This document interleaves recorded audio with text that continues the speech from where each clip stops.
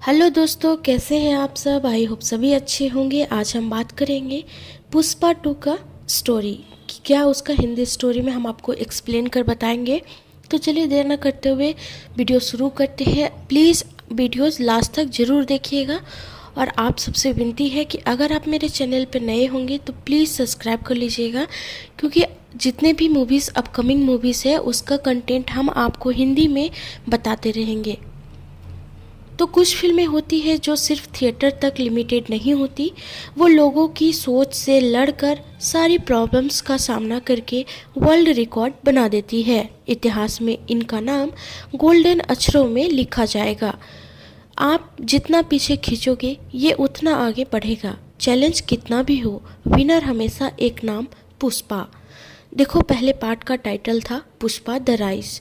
जिसने फिल्म देखी वो समझ गया होगा कि ये सिर्फ पुष्पा की मामूली सी नौकर से पूरे शहर का मालिक बनने की यात्रा दिखाती है। लेकिन अब क्या, फिल्म का दूसरा पार्ट तो पहले ही घोषित हो चुका है, तो उसकी कहानी अब क्या होगी? जवाब एक छोटे से सवाल में छुपा हुआ है। पुष्पा हीरो है या विलेन? सुनने में आसान लगता है, लेकिन ये पहले काफ़ी टेढ़ी मेढ़ी मुश्किल है और इसके आसपास ही पुष्पा के दूसरे पार्ट को लिखा जाएगा। फिल्म का टाइटल रखा गया है पुष्पा द रूल। मतलब पहले पार्ट में अल्लू अर्जुन सिर्फ राजा की गद्दी तक पहुँचे हैं, अभी उस पे बैठना बाकी है और बैठ के पूरी दुनिया को चलाना बाकी है। अब यहाँ आती है क्रेजी फैंस की अलग अलग कहानियाँ, जितने मुंह उतनी बात। कोई कहता है पुष्पा जीतेगा तो कोई पुष्पा मरेगा बोलकर फिल्म के दूसरे पार्ट को ट्रेजेडी में बदल देता है। लेकिन आप निश्चिंत रहिए, क्योंकि फिल्म बातचीत है ना। मैंने आपके लिए फिल्म की 2 बार बड़े ही ध्यान से देखकर आपके लिए कुल 8 पॉइंट्स ढूंढे हैं, जो मेरे हिसाब से पुष्पा 2 की स्टोरी लाइन में ज़रूर देखने को मिलेगी। दोस्ती का ट्विस्ट। आपको वो भाई साहब तो याद ही होंगे जिन्होंने पुष्पा को देखकर अपना मालिक ही बदल दिया था और बाद में धीरे धीरे पुष्पा का राइट हैंड बन गए। देखो, काफ़ी चांसेस है कि दूसरे पार्ट में बेस्ट फ्रेंड ही सबसे बड़ा दुश्मन बन जाए। इनके मासूम चेहरे पे मत जाओ। इनकी एक बेक स्टोरी भी है जिसकी वजह से इनके साथ की उंगली कटी हुई है। याद तो होगा ना आपको। अब हाथ की उंगली मजाक में तो कटी नहीं होगी।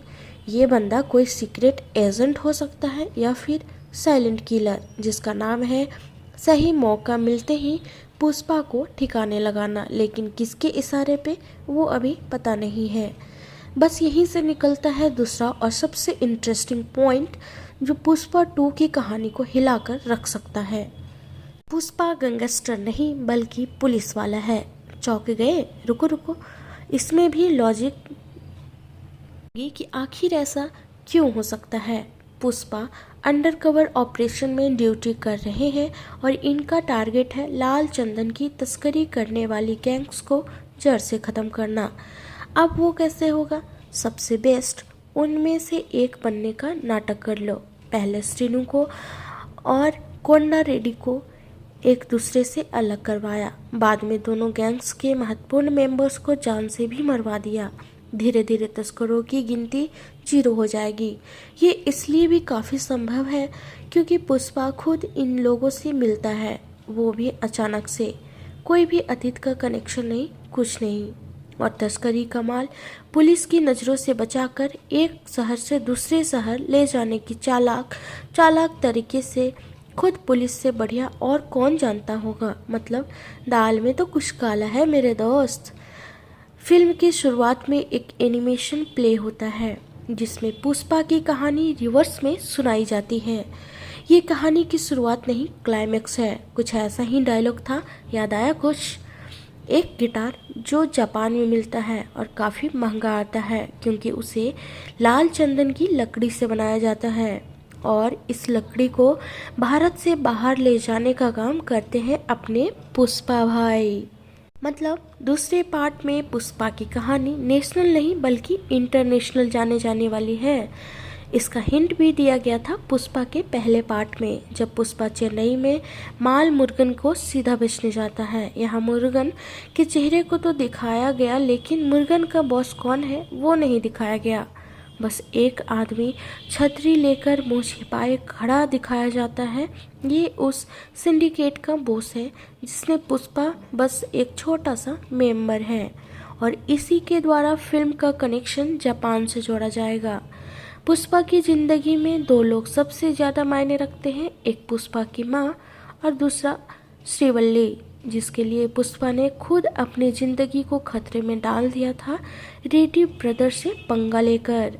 लेकिन वो सिर्फ एक छोटी सी झलक थी। अगर कहानी को सच में फ्लावर से फायर बनाना है तो श्रीवल्ली को मरना जरूरी है, और ये होगा भी। इसकी वजह से पुष्पा खुद अपनी सिंडिकेट के खिलाफ खड़ा हो जाएगा। स्पेशली जब जॉली रेड्डी की वापसी होगी तो उसके लिए पुष्पा से सबसे बड़ा बदला होगा श्रीवल्ली की जान लेना। अब देखो, जब श्रीवल्ली जाएगी तो पुष्पा का दिल उसके दिमाग को कंट्रोल कर लेगा। बस यहाँ से पैसा, पावर गया, सब भाड़ में, और पुष्पा की ज़िंदगी का सिर्फ एक ही मिशन होगा, सिंडिकेट की बर्बादी। लेकिन दुश्मनों की लिस्ट काफ़ी लंबी हो जाएगी। रेड्डी ब्रदर्स, जिसमें से एक के पास दिमाग तो दूसरे के पास पागलपन, फिर श्रीनु और उसकी साइको बीबी, इन लोगों को भी अपने मरे हुए भाई का बदला चाहिए, और एक अपने पॉलिटिशियन सर जो इस पूरे खेल के मास्टरमाइंड हैं। वो दूसरे पार्ट में पुष्पा की ज़िंदगी के सबसे बड़े विलेन बन जाएंगे, क्योंकि इसके लिए पैसा और पावर ही सब कुछ है। अब इन सबसे तो पुष्पा लड़ भी लेता और आसानी से भी जीत जाता, अगर कहानी में इस पॉइंट की एंट्री ना होती जो पुष्पा की ज़िंदगी को नरक बना देगा। हरियाणा से ट्रांसफ़र हुए आईपीएस मिस्टर शेखावत को भूल तो नहीं गए आप? सिर्फ 15 मिनट में पूरे 2 घंटे की फिल्म को डोमिनेट कर दिया था इन्होंने। लेकिन क्लाइमेक्स में पुष्पा के हाथों बेइज्जती ने इनका पूरा मजाक बना दिया। आप देखो, भंवर सिंह शेखावत एक भ्रष्टाचारी पुलिस ऑफिसर है, ये जरूर दिखाया गया, लेकिन इनको पैसों का बिल्कुल भी लालच नहीं है। ये सिर्फ क्रिमिनल्स की गिनती में कम करना चाहते हैं, कानूनी या गैर कानूनी तरीके से। लेकिन ये ऐसा है क्यों? इनकी बैक स्टोरी क्या है? पुलिस डिपार्टमेंट में लोग इनसे इतना क्यों डरते हैं? उनका सीक्रेट खुलेगा पुष्पा पार्ट 2 में। जैसा पुष्पा का एक पास्ट है, वैसे ही पुलिस सर की कोई छुपी हुई कहानी है। उसकी वजह से ये पुलिस की वर्दी में गुंडों वाले काम कर रहे हैं। बस इस बात से निकलता है अगला पॉइंट। जी हाँ, अगर पुष्पा को गिराना है तो उसके अतीत को बड़ी ही चालाकी से इस्तेमाल करना होगा। पुष्पा के रिश्तेदार, पुष्पा के पार्ट 1 में इनका कैरेक्टर एकदम नेगेटिविटी दिखाया गया है, लेकिन पुष्पा की ज़िंदगी में इनका वर्तमान सबसे ज़्यादा महत्व रखता है। बस यहाँ चलेगा शेखावत सर का दिमाग, और पुष्पा के इन्हीं रिश्तेदारों के साथ एक असामान्य सा बॉन्ड बना सकते हैं। दुश्मन का दुश्मन दोस्त होता है, बस वही वाला। काफ़ी ज़्यादा चांसेस है कि पुष्पा की मां को ब्लैकमेल करके उसके रिश्तेदार पुष्पा के पास आने की कोशिश करे, और सही वक्त आने पर शेखावत सर के इशारे पर पुष्पा को धोखा दिया जाएगा, जिसमें उसकी मां को सेक्रीफाइस करना पड़ेगा, और यहाँ से पुष्पा हो जाएगा एकदम अकेला। श्रीवल्ली और माताजी दोनों खत्म। बस यहाँ से शुरुआत होगी। फिल्म का सबसे मशहूर डायलॉग है, झुकेगा नहीं।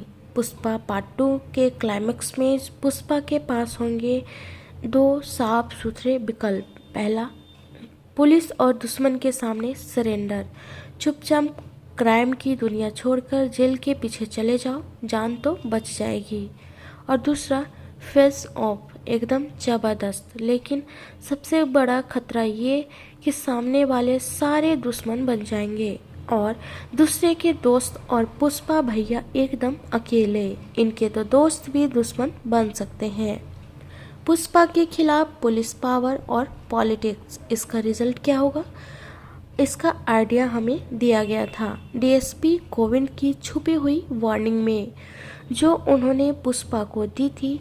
सब कुछ खत्म हो जाएगा, सब कुछ बर्बाद हो जाएगा, गलत करोगे तो अंत में मरोगे। अब देखो, पुलिस वर्सेस क्रिमिनल की लड़ाई में आप भले ही क्रिमिनल को पावरफुल दिखा सकते हो, लेकिन विजेता बिल्कुल भी नहीं बना सकते, क्योंकि सोशल मैसेज पर बात आती है, इसलिए पुष्पा का हारना जरूरी है।